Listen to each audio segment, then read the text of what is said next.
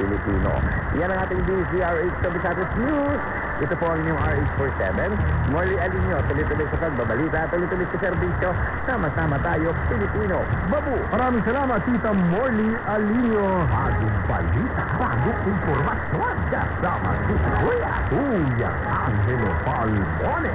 Magandang umaga, Pilipinas! Oras natin, 5 a.m.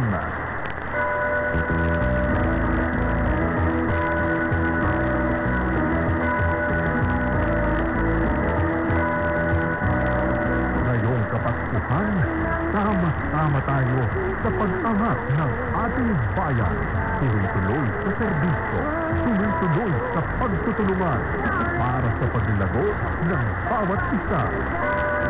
Ngayong Kapaskuhan, angat namin ang kasaganahan, kapayapaan at kaunlaran ng bawat Pilipino. Dahil sama-sama tayo, Pilipino.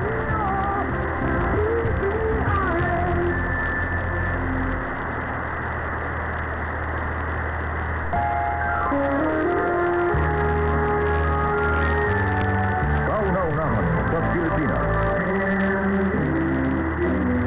Manila Broadcasting Company. DZRH, members, kapisanan ng mga broadcaster ng Pilipinas. Oras natin, 5:01 ng umaga. DZRH, magandang umaga, Pilipinas.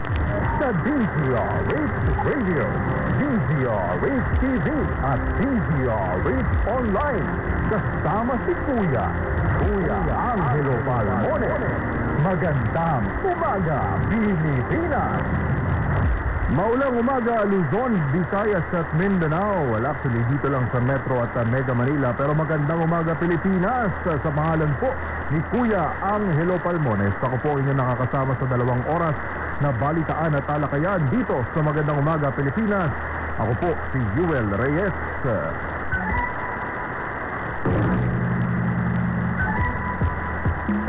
Balikan natin ang ating headlines. Naranasang harassment ni AFP Chief General Boner sa West Philippine Sea. Ikinabahala